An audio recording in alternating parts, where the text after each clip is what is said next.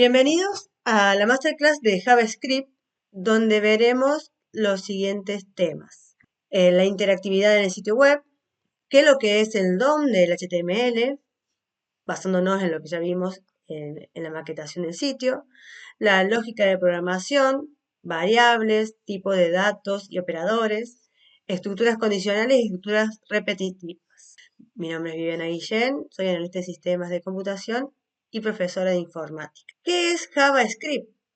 Dentro del paquete de front tenemos este lenguaje de programación, ya lo podemos definir como lenguaje de programación, y con mayor frecuencia, digamos, se usa para darle interactividad a los sitios, ¿sí? Para que los sitios web sean dinámicos, tengan algunas funciones más fluidas con el cliente. Hace pocos años se comenzó a utilizar también del lado del servidor, o sea, no tanto para el cliente, sino también para el modelo de negocio, mediante un entorno de ejecución que no es puramente JavaScript, sino mediante Node.js, que se llama. Entonces, JavaScript puro se puede realizar cualquier cosa, digamos, algún botón que tenga movimiento, algún texto que aparezca o que desaparezca. Le podemos dar algún efecto, digamos, para que el usuario interactúe en este sitio web. JavaScript, como ya viene incorporado todos los navegadores o todos los browsers, no hace falta instalar nada extra. El propio navegador es el intérprete de este lenguaje de programación. Por lo que también en la mayoría tienen incorporado una consola, digamos, de depuración, que es el DevTools, para que ahí nos muestre, digamos, los errores, poder irlos depurando a medida que vamos programando, desarrollando. Acá les he remarcado qué es lo que es interpretado. Hay varios tipos de lenguajes de programación. Se los puede dividir en interpretados y compilados. El interpretado va ejecutando línea por línea y va revisando el error en cada una de las líneas, y cuando lo encuentra, corta el proceso y salta el error y muestra para corregirlo. En cambio, el compilado, desarrollamos todo el código, tenemos que hacer un ejecutable o la ejecución del programa con algún IDE o con algún compilador.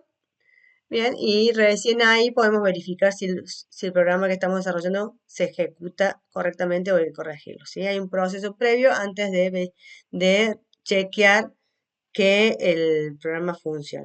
Con esto mismo de que que JavaScript es interpretado, lo que nos permite es interactuar todo el tiempo con el HTML de la página.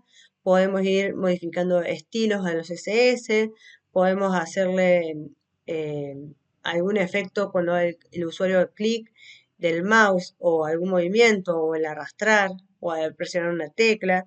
Podemos emitir, digamos, cartelitos de alerta o ventanitas dentro del HTML para que el usuario le sea más ameno o más interactivo.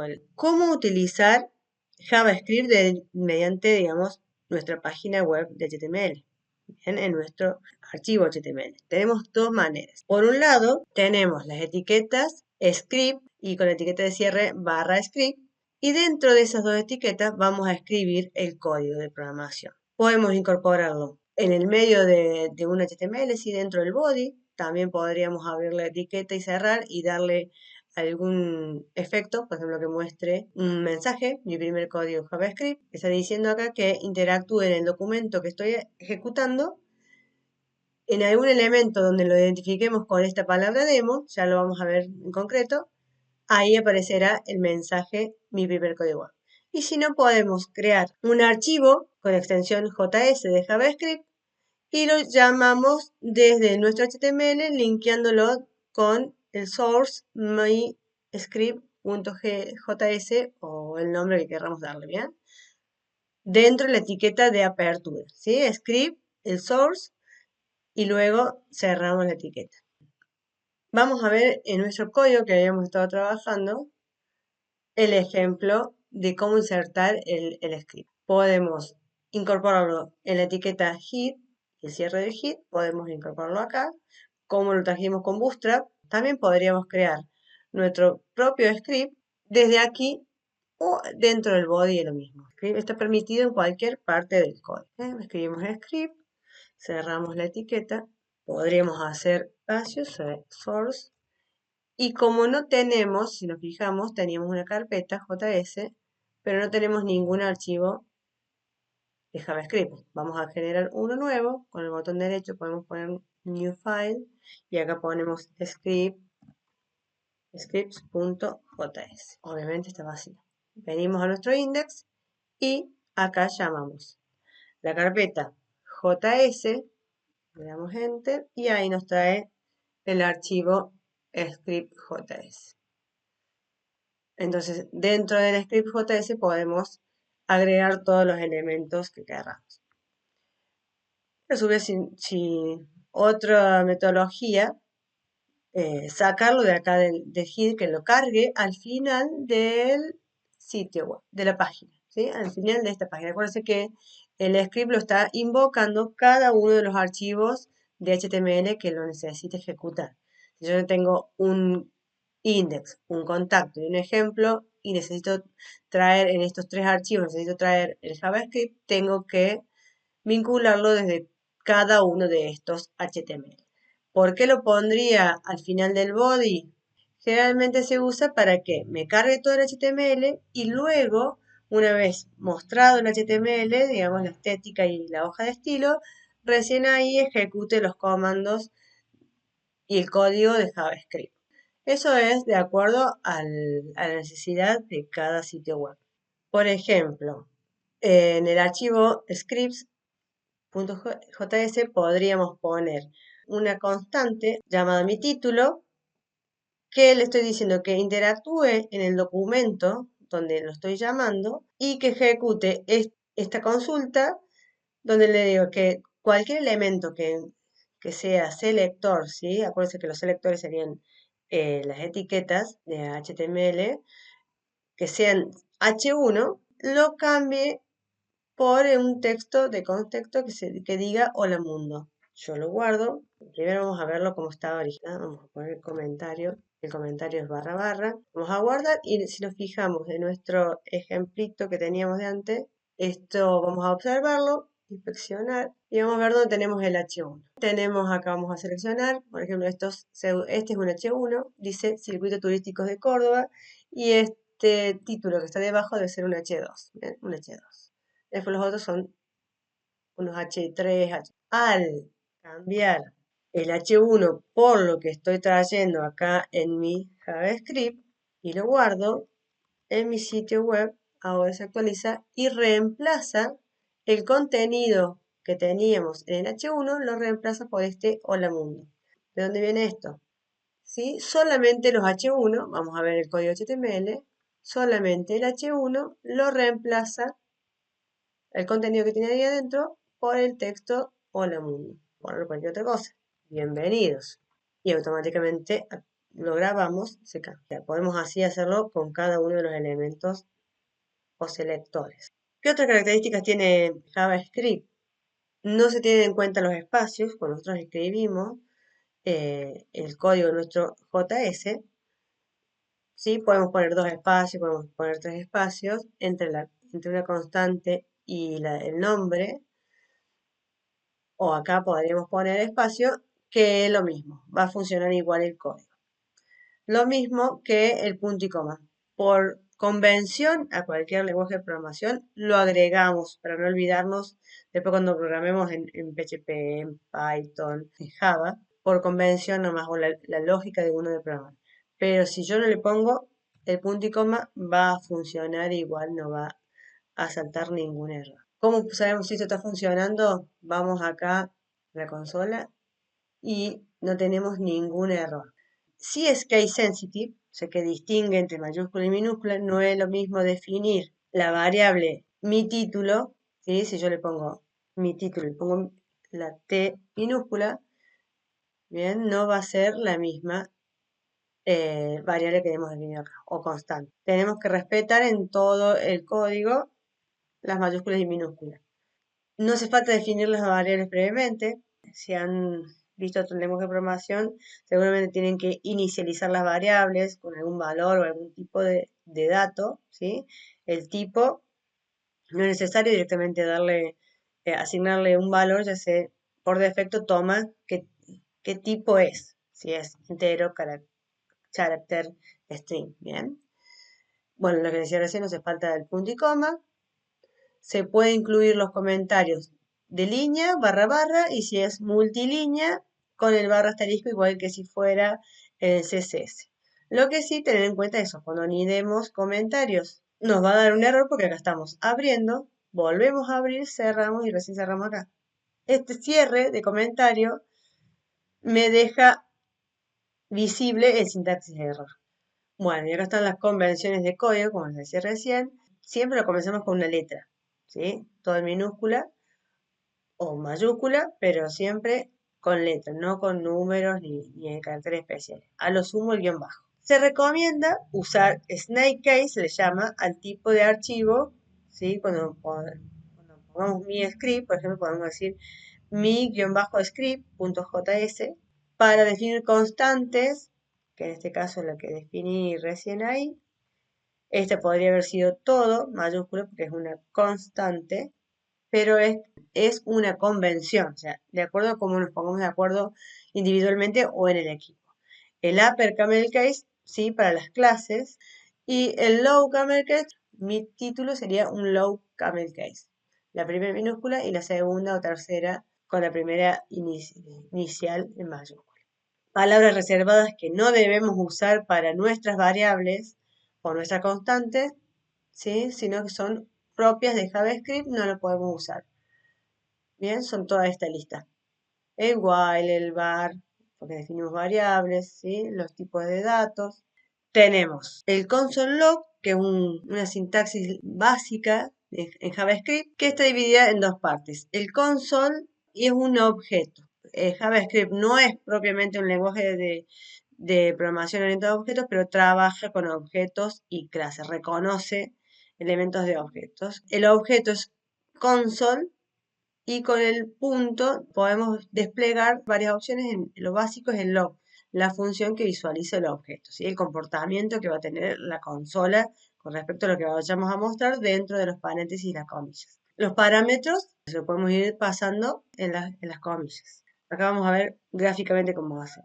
Podemos tanto escribirlo directamente en la consola del navegador y ir probando, o podemos agregarlo dentro de nuestro archivito JS, escribir console.log y qué es lo que queremos hacer. Vamos a ir de las dos formas. Ya tenemos nuestro script acá en el código. Vamos a utilizar este mismo archivo, vamos a poner acá console, fíjense que ya me trae console.log y solo ya me está diciendo que tengo que poner algo, o la fecha, o algún array, paréntesis, ahí está. ¿Bien? Y vamos a poner entre comillas, estamos trabajando con JavaScript. Podemos poner acá el console.log, podemos poner 50 más 25. Vamos a nuestro index, vamos a inspeccionar y lo que vayamos a hacer con el console log solamente lo vamos a ver en la consola. O sea, no lo vamos a ver acá en el HTML. Le estamos diciendo que estamos trabajando con la consola del navegador. Entonces lo que estamos ejecutando solamente se va a mostrar aquí. Si yo hago clic acá, me abre el código y ahí vemos el script.js y ahí vemos lo que ejecutamos. Volvemos de nuevo a la consola, fíjense el source y la consola. Bien, acá vemos el resultado de lo que estamos ejecutando en el JavaScript. Y si no, podríamos hacerlo directamente en la consola. Console, ahí está, punto, le damos enter. Y acá ya podemos ver que tenemos otras opciones. Clear, para limpiar la pantalla, nunca nos olvidemos del paréntesis, ¿sí? Console.log. Y podríamos hacer acá, vamos a usar algunos ejemplos de antes, vamos a hacer esa parte, console.log, 11 más 11, bueno, me va a dar el resultado. Como no lo tengo definido en ningún lado, por eso me dice indefinido. Podríamos hacer, si yo pongo console.log y pongo el date que tengo acá, también es una clase propia de JavaScript. Entonces, cuando yo pongo el console.log y el date, me trae la fecha y la hora actual. Entonces, podríamos hacer todo lo que queramos acá, pero solamente es en la consola, no interactúa en este momento con el HTML. Otras funciones que tenemos de consola, aparte del log, que muestra información común, podemos utilizar un console.info que se muestra en formato de información, guard de advertencia, ¿sí? Que lo muestra en amarillo, y console error, como un error, aparece en rojo, y después el cleaner limpia la pantalla. Es lo mismo que usáramos el control L. Y después tenemos otro objeto que es document, ¿sí? Que ahora sí interactuamos con este objeto, interactuamos con el HTML. Y la función write, que lo que hace es escribir en el documento lo que encerremos entre comillas. Y por eso mismo, digamos, con el documento document.write, lo que vamos a hacer es la interacción en el DOM, Document Object Model. Eso es lo que quiere decir DOM. El modelo del HTML basado en objetos. Acá tenemos la traducción. Es una estándar generada por la W3C que nos permite hacer el acceso mediante JavaScript a los elementos del HTML. Podemos interactuar con cada uno de esos elementos o etiquetas generadas en nuestro código. Tiene una jerarquía, por eso les muestro acá esta imagen, la jerarquía o árbol genealógico, que por eso le decimos que interactúe en el document, que es el raíz del HTML, y luego le decimos qué elemento del document vamos a interactuar. En ese caso, en el ejemplo que le estamos haciendo recién, le estamos diciendo que en el H1. Podemos interactuar con la estructura o el style del H1.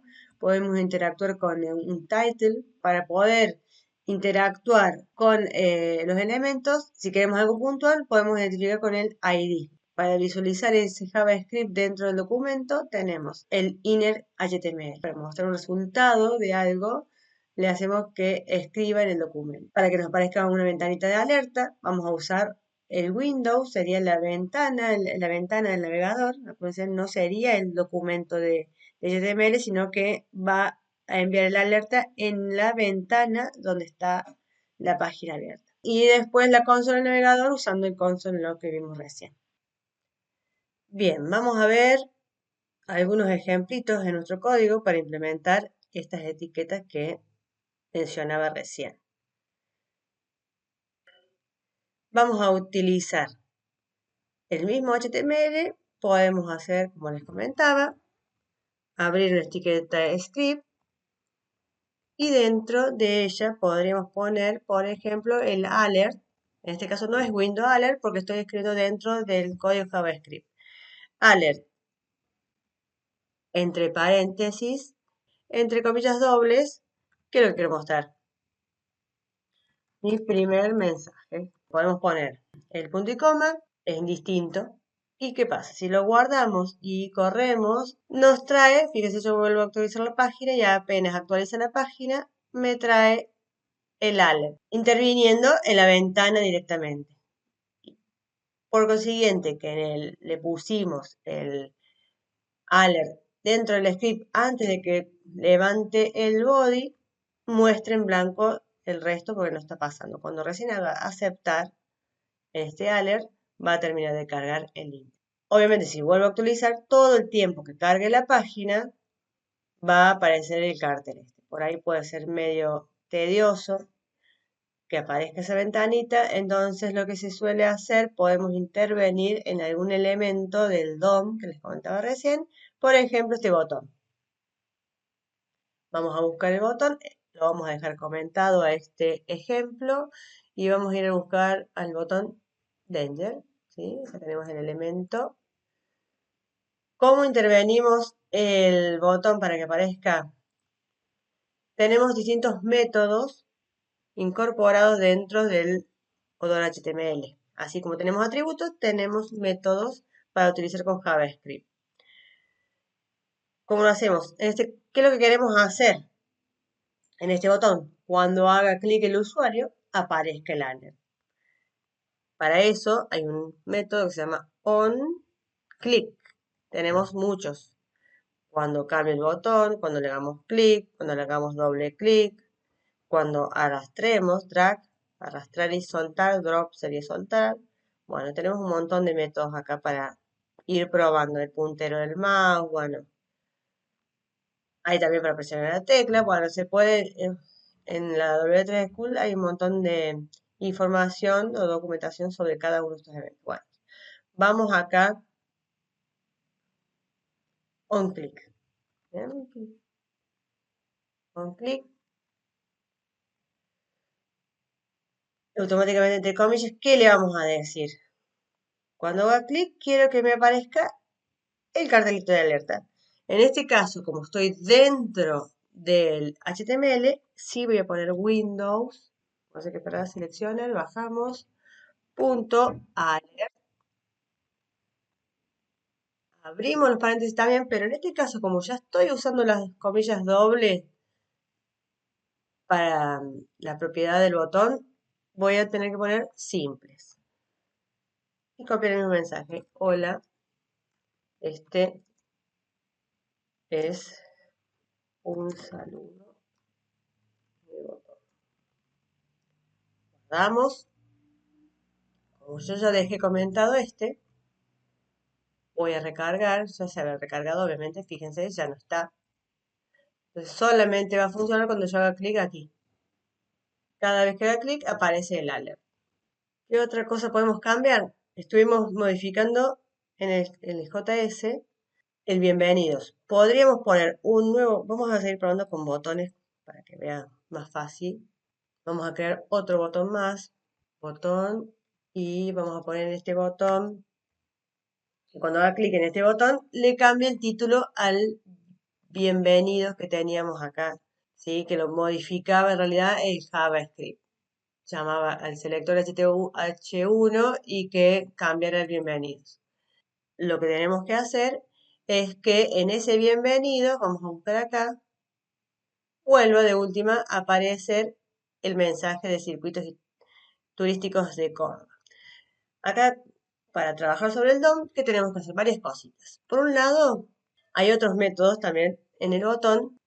En vez del on click, para usar otro, vamos a usar el on mouse over. Cuando pasemos el mouse sobre este botón, en vez de hacerle clic, cuando pase el mouse aquí, le cambie el elemento del título H1.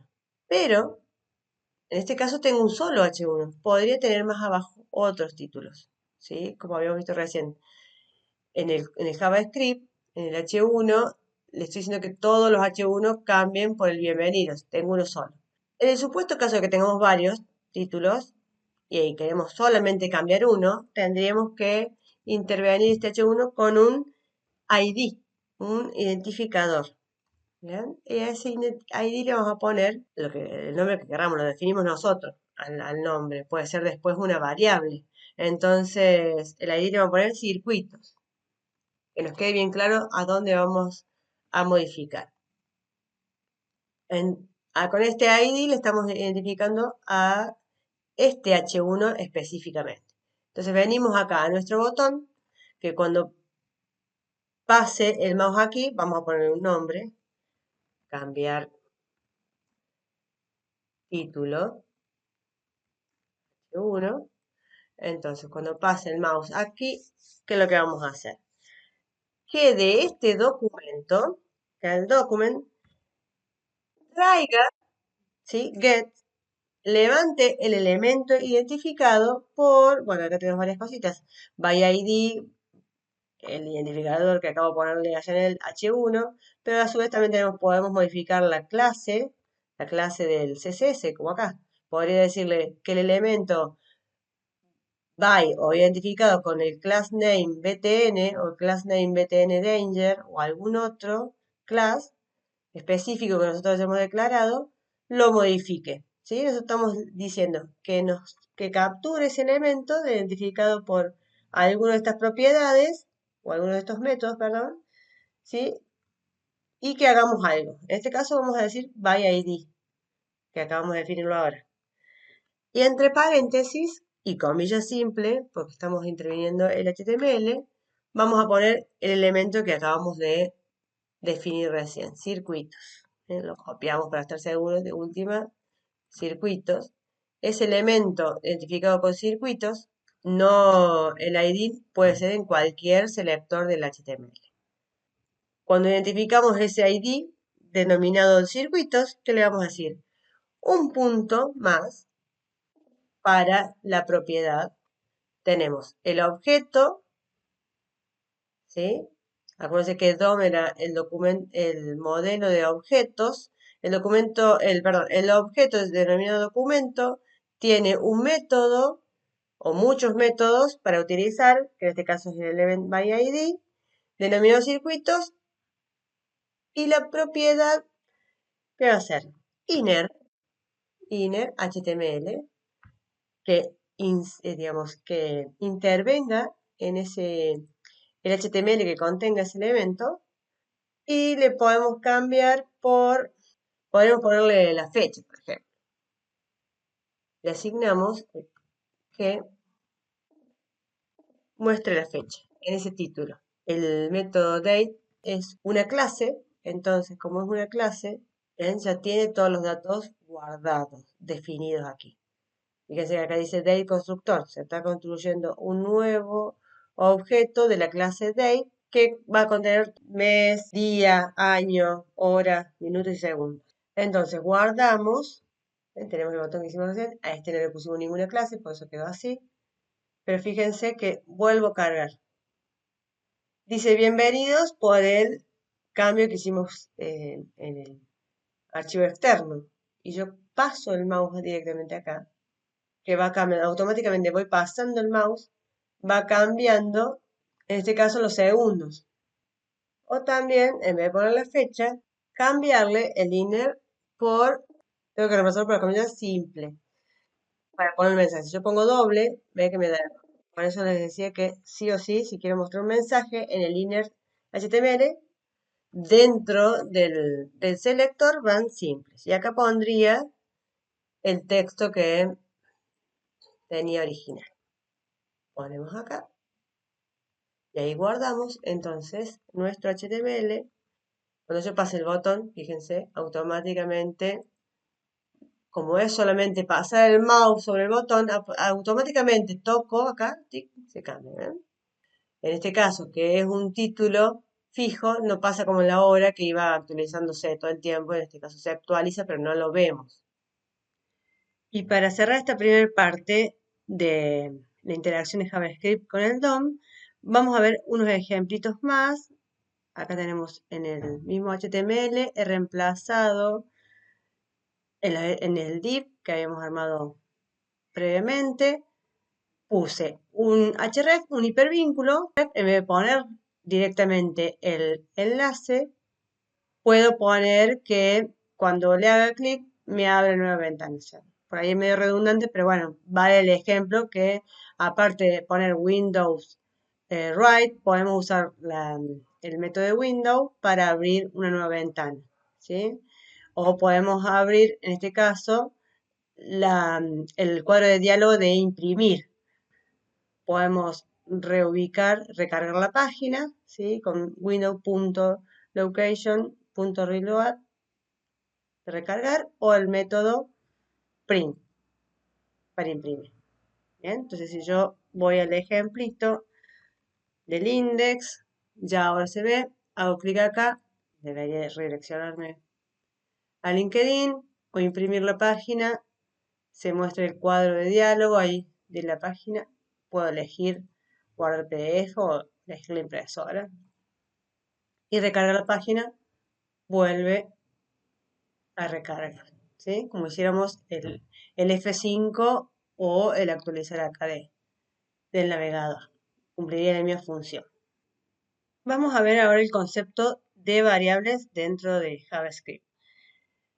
En la mayoría de los lenguajes de programación, como en JavaScript, se necesita trabajar la mayoría del tiempo con la información que necesitamos o recabar del usuario que ingrese algún dato o la información que tengamos en la página cargada por defecto, como los formularios o como algún valor constante que vayamos a mostrar. Por ejemplo, si tenemos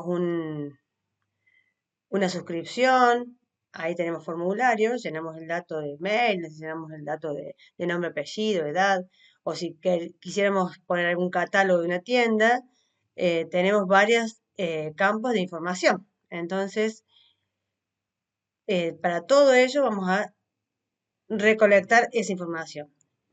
¿Y dónde la guardamos? Porque una vez que el formulario o el campo que ingrese el cliente o seleccione eh, haya sido accionado con un enviar, por ejemplo, se tiene que almacenar en algún lugar.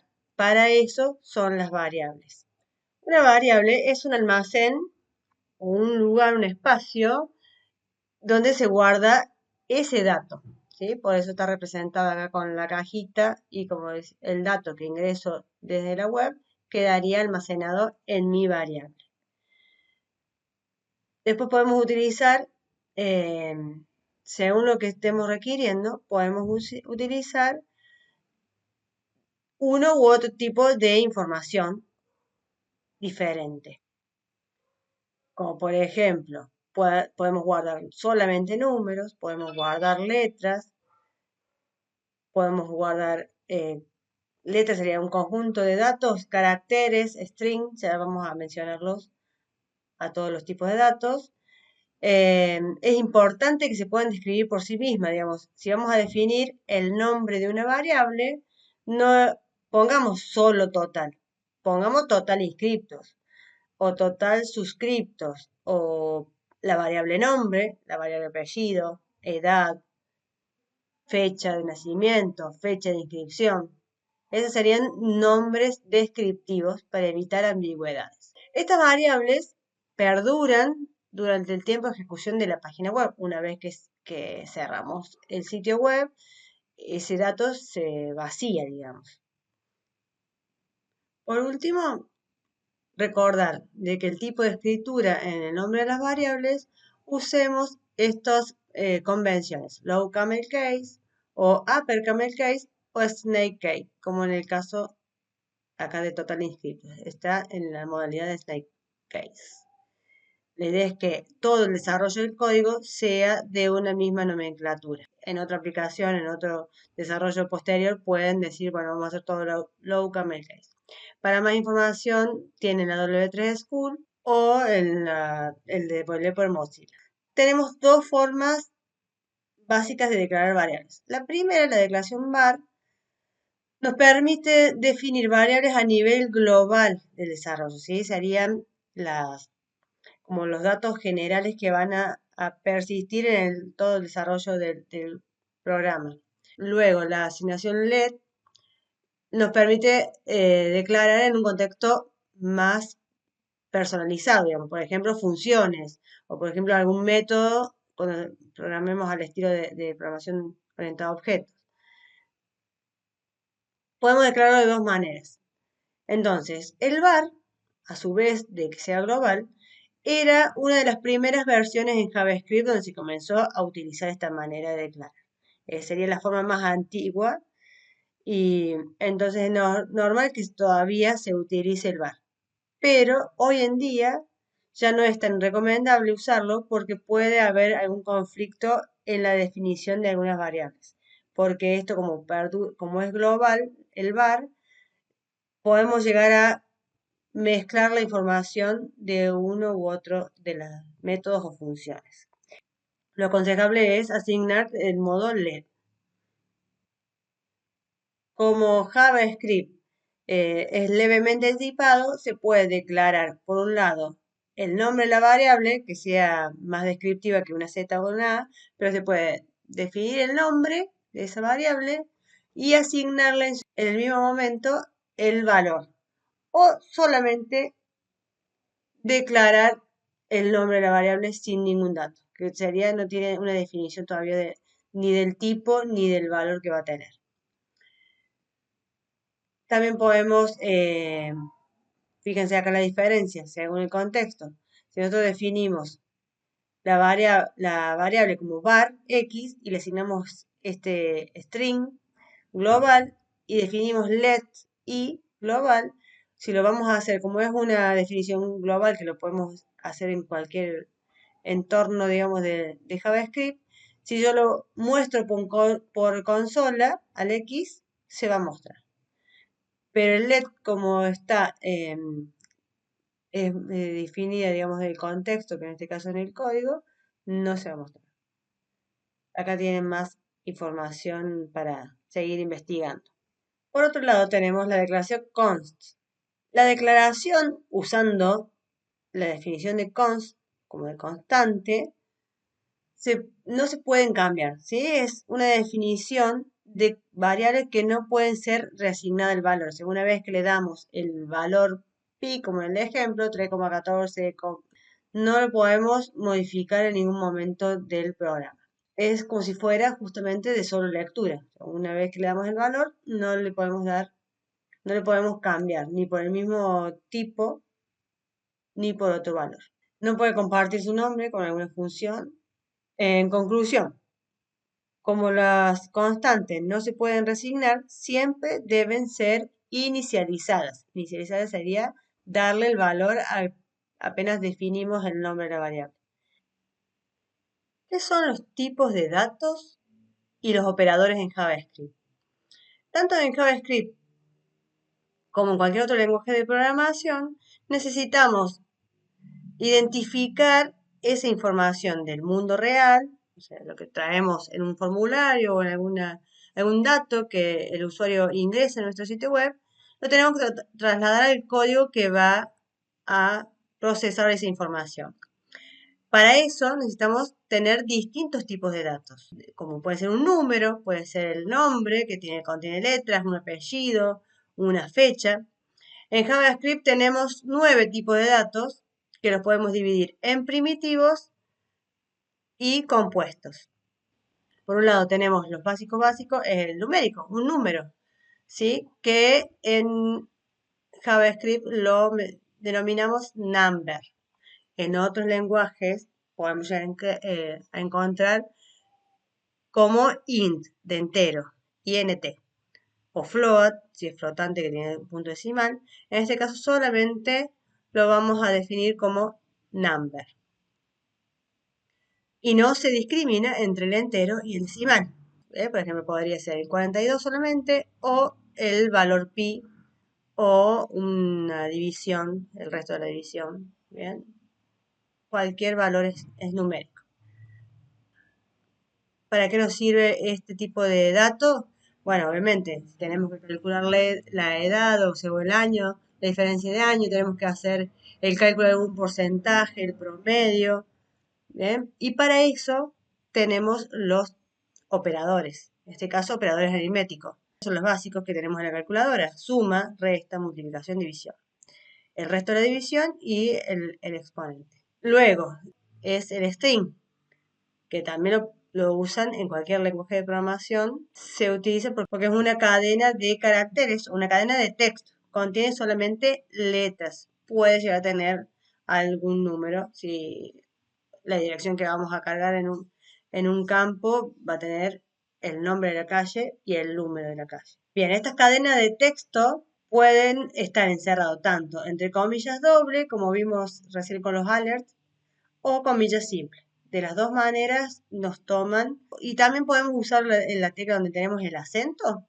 Ahí también nos reconoce como si fuera una cadena de string. Las cadenas de texto que utilicemos con las comillas de acento, si el acento invertido, no el acento común, sino el acento invertido, esa cadena nos permite escribir en varios renglones, varias líneas. Ese es el beneficio de esta tercera opción. Los datos booleanos o boolean pueden contener solamente dos valores: true o false, verdadero o falso. Cuando avancemos acá en JavaScript vamos a ver que tenemos que preguntar en alguna estructura de decisión o condición para que se cumpla alguna sentencia. Vamos a preguntar si el valor es mayor a 7. Ahí estamos preguntando por verdadero. Bien. Entonces se usa generalmente para la bandera, es decir, bueno, inicializamos una variable con el valor verdadero y en el proceso del programa tenemos que pasarlo a falso hasta que le asignemos el valor falso, por ejemplo. Entonces le podemos asignar ese valor. Podemos ir interactuando con esas dos variantes. Una acotación en la cadena de texto, por ejemplo, podemos concatenar. En los number, en los tipos de datos number, si nosotros decimos A1 más una suma más B1, me va a dar el resultado como hacíamos en el código, hacíamos el console log, ¿sí? ¿Se acuerdan acá? Teníamos 50 más 35. Por ejemplo, yo digo var 1, le asigno el valor 50 y al var 2 le asigno el valor 35. Si yo muestro por consola el var 1 más var 2, bien, me va a dar el resultado de la suma de esas dos. Pero si yo a esas dos variables la vuelvo a definir, acuérdense que como es levemente tipado, vuelvo a definirlo como una cadena de texto. Le pongo hola y al var 2 le asigno un bienvenido. Le puse el bienvenido, entonces esta misma console log va a dar otro resultado. Lo vamos a guardar y vamos a ver el ejemplo. Vamos a ver acá la consola, o F12, siempre me olvido. Ejecutar la consola, fíjense, me da lo mismo. El número, vamos a ir acá al código para que veamos directamente. Yo acá en el primer console log estoy mostrando el valor de uno y otro. Acá definí dos variables y acá estoy definiendo la misma variable con otro tipo de datos. Entonces, ponemos acá la consola. Primero hace la suma, porque son dos números, y el segundo concatena. Acá ponemos un valor 50. Y bienvenido, en la consola va a concatenar el valor 50 más el bienvenido. ¿Sí? Porque no se puede sumar. Y a su vez este valor, al estar entre comillas, está considerado un string. Pero de igual manera, al tener un valor numérico, saca el espacio que tiene la cadena y es un número más una cadena de string. ¿Bien? Lo une. Entonces, por consiguiente, otro ejemplo más. Si yo asigno un 50 y un 35, por más que vea los mismos valores, sigue siendo una cadena de texto porque está encerrada entre las comillas. Estoy definiendo el tipo string y no el tipo number. Luego tenemos unos tipos primitivos específicos de JavaScript, que es el null y el undefined o el indefinido. Son bastante similares, pero tienen algunas diferencias. La particularidad de estos dos tipos de datos es que cada uno tiene un valor. El tipo null solo puede tener el valor null, o sea, nulo. Y el tipo undefined o indefinido solo puede tener el valor indefinido. Es como el tipo booleano que puede tener true o false, por ejemplo. Para ser un poco más específica, mientras null significa que no tiene valor, ¿sí? Que la variable definida le hemos asignado el valor null sin valor, el indefinido significa que algo no ha sido indefinido, o sea, no le hemos puesto, en el caso de definimos, ponemos variable tipo de dato, variable tipo de documento, y no le ponemos ni un número ni una letra, ni ningún contenido. Entonces, en ese caso estaría indefinido. Podemos ir acá al código y concretamente lo que haríamos es definir con let, ponemos var 3, punto y coma. Eso sería cuando lo vamos a mostrar. Si ponemos un console log y mostramos, entre paréntesis, la variable varlet, nos dice que está indefinida. ¿Ven? Esa sería la diferencia. En cambio, Si yo le asigno el valor null en vez de algún valor, me va a decir que no tiene valor. Y acá estábamos viendo que, por ejemplo, hemos definido variables y no le hemos puesto si es var. Acuérdense que acá hay una gran diferencia. Var de tipo de datos, fíjese que automáticamente me lo define, o LED. Que por defecto, al no ponerle, nos toma el LED.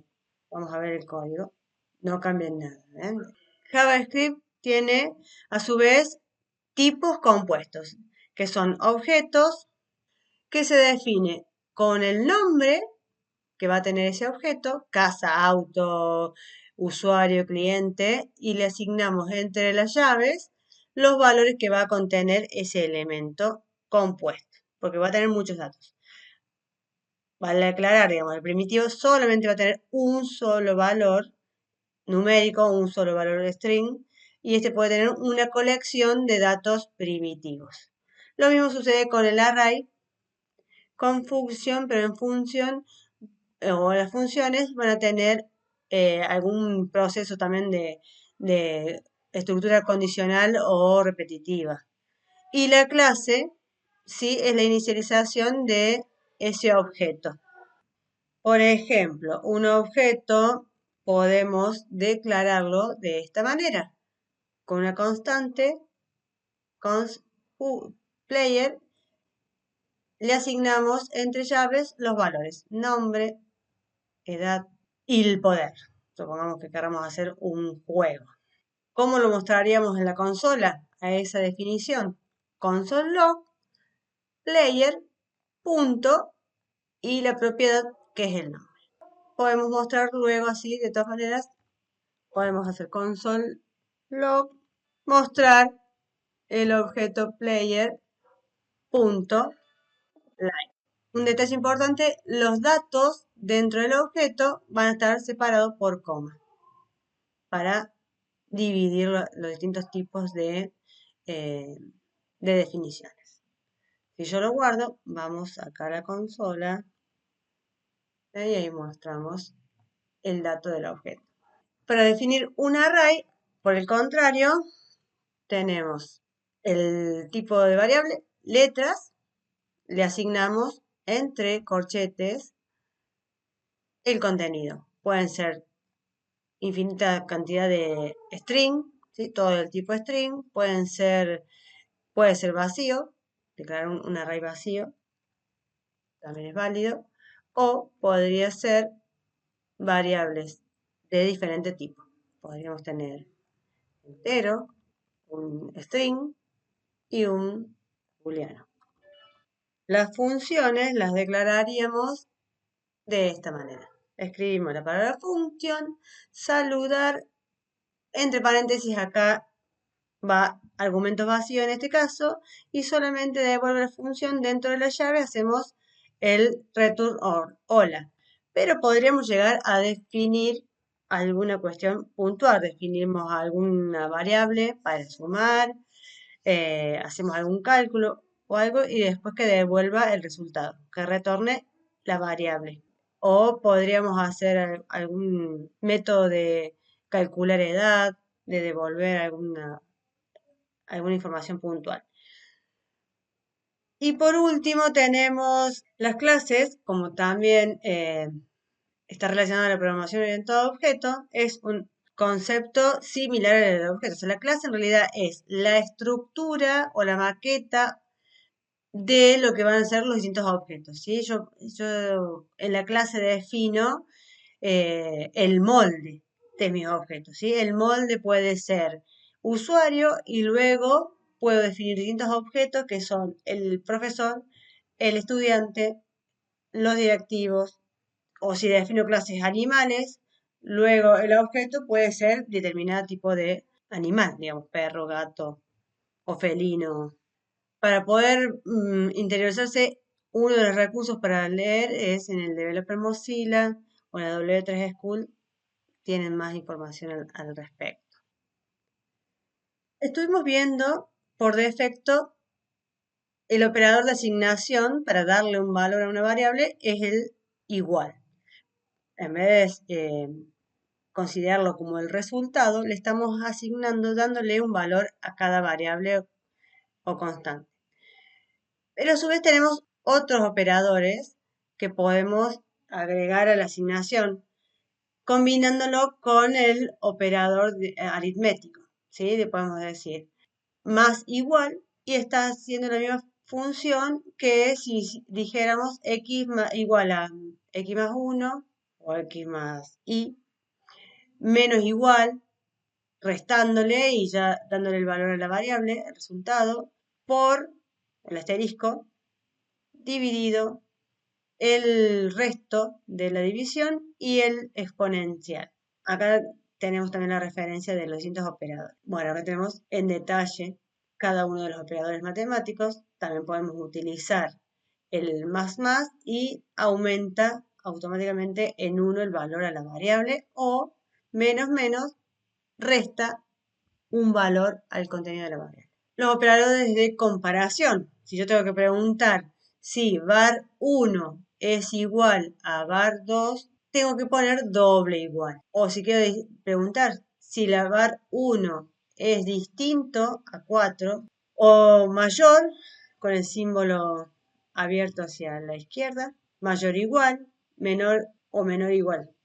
Esas serían todas las opciones de comparación que tenemos para aplicar luego en las estructuras condicionales o repetitivas. Los operadores lógicos se usan tanto en JavaScript como en cualquier otro lenguaje de programación. Como vemos aquí, tenemos 3 operadores lógicos: el AND, el OR y el NOT, que dentro de JavaScript lo vamos a tener que escribir no con AND, sino con el doble ampersand. El OR vamos a tener que escribirlo con el doble palito vertical. Y el NOT, que es el signo de admiración. En el caso del AND, tiene que devolver verdadero o true cuando ambas expresiones dan verdadero. O sea, si pregunto si nombre es igual a Pedro y edad es mayor a 7, si ambas condiciones se cumplen, recién ahí va a pasar esa validación. De lo contrario, siempre va a ser falso y podemos dar alguna otra respuesta. Con el OR, al contrario, podemos decir que puede devolverse true o verdadero si una de las dos condiciones o expresiones se cumplen. Se puede ser que se llame Juan o puede que tenga más de 6 años. Algunas de dos se cumplen, ya con esa condición ya se convierte en verdadero o true. Y por último, el operador lógico NOT. Al ponerle el signo de admiración, estamos preguntando si el valor de resultado es verdadero, automáticamente invierte esa respuesta en falso. O si es falso, automáticamente invierte a verdadero. Por ejemplo, si la luz está encendida, ¿está la luz encendida? Sí. Bueno, al ponerle el signo de admiración, digamos, fuera del paréntesis, nos va a dar el negativo. Dentro de una expresión podemos combinar ambos, los 3 operadores lógicos, que son las condiciones e iteraciones. Los condicionales y que son decisiones que uno tiene que tomar. Viene el flujo del programa, viene en una línea y tenemos que definir una sentencia o una expresión según lo que nos dé verdadero o falso. Vamos a hacer una cosa o la otra. Podríamos decir, como dice acá, ¿son las 19 horas? ¿Cómo pregunto? ¿La hora es menor a 19? Podemos decir buenas tardes o podemos decir buen día. Y si no se cumple esta condición, ya sabemos que si no es menor, vamos por el inversa, que es el mayor o igual. Al ser mayor o igual a 19, ya estamos diciendo que son buenas noches. Podemos mandar el saludo de buenas noches. Pero podríamos concatenar también con un if anidado donde diga si no se cumple esta condición, podemos volver a preguntar si la hora es mayor a las 22 o a las 7 de la mañana que sea buenos días, buenas tardes. La expresión va a ir encerrada entre paréntesis. La pregunta que tenemos que hacer. Otro ejemplo concreto podríamos poner aquí. Definimos la variable de edad y le asignamos 17. Y acá preguntamos si, y entre paréntesis, la edad es mayor a 18, estamos preguntando si es mayor de edad, vamos a mostrar por consola, eres mayor de edad. Pero va a pasar por el else. Entonces vamos a mostrar el mensaje de menor de edad. Vamos a grabar y fíjense que en la consola tenemos ese resultado. Acá, bueno, acá estamos justo mostrando el array que teníamos antes.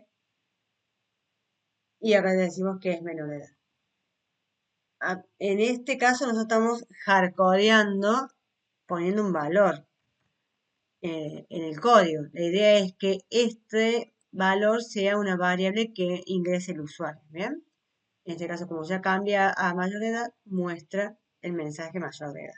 Bien, después tenemos otros condicionales o decisiones que es, ya tenemos varias condiciones que realizar o cumplir, ¿sí? Según determinada expresión, tiene que hacer o una u otra. Puede ser hasta la cantidad de sentencias de switch que necesitemos.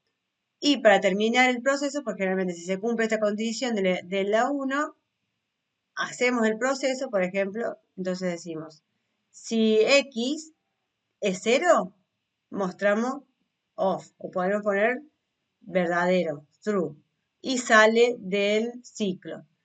Valor 1, mostramos el texto en on y salimos del bucle. Y por default, podemos decir no se encontró ningún valor.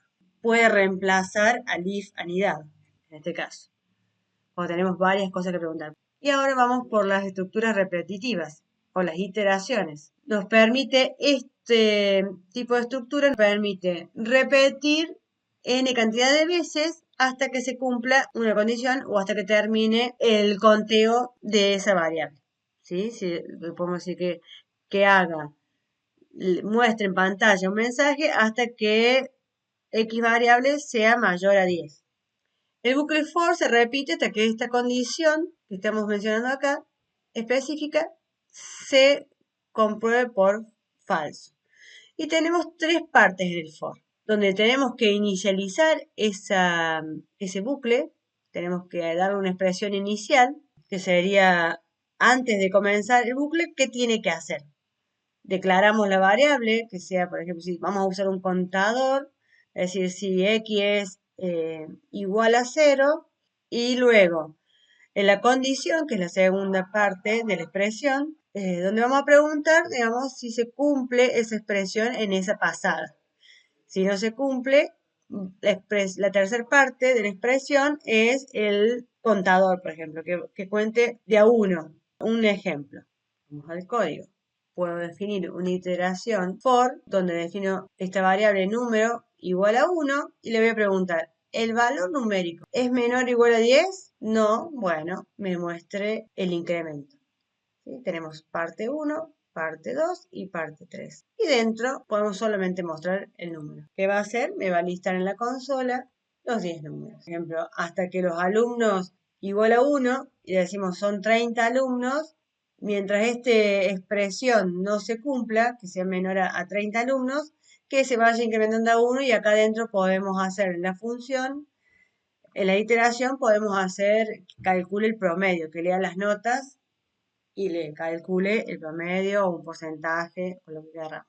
Y luego lo mostremos por consola o en alguna, más adelante en alguna base de datos. Bueno, tenemos estas dos grandes iteraciones, el for y el while. En cambio, en while tenemos que plantear bien la condición, la única condición que estamos encerrando en el while, ya que pueden convertirse en bucles infinitos. Para eso también, o si la condición también queremos que se cumpla de esa manera, podemos usar, como vimos recién en el switch, podemos usar el break. Tanto el for como el while o como el if, que les comentaba, podemos hacerlo anidados, ¿sí? Podemos decir un for, dentro del for podemos poner un while o al revés. Bueno, y como para finalizar Hay mucho para investigar y para leer en esta breve presentación de JavaScript. Les dejo algunas actividades para que prueben tanto en el DOM, poner algunos mensajes con los botones, interactuar con los formularios, que se valide, que pregunte si tiene un valor o no. Pueden trabajar con alguna función. Por ejemplo, acá tenemos lo que estuvimos viendo recién. Acá tengo otros ejemplos más donde podemos ingresar la fecha, definimos valores numéricos y mostramos por consola. Acá creamos un array de la semana, otro array de los meses. Mostramos, podemos mostrar por consola todos los días de la semana. ¿Bien? O le decimos en el array, por ejemplo, acá no lo vimos, pero podemos decirle que del array nos muestre el día de la semana número 3, que va a ser, detalle importante del array, 0, posición 1, posición 2, posición 3, siempre la posición arranca desde el 0. Luego también tenemos en el array otros métodos con las propiedades que podemos decirle el largo del array, y así acá podemos crear una función que interactúe con el DOM, que cambie el nombre con un hola y le ponga la variable que hemos definido previamente. Bueno, hay muchas cosas para trabajar. Sería interesante que lo apliquen en las actividades que vienen realizando. Bueno, muchas gracias y hasta la próxima masterclass.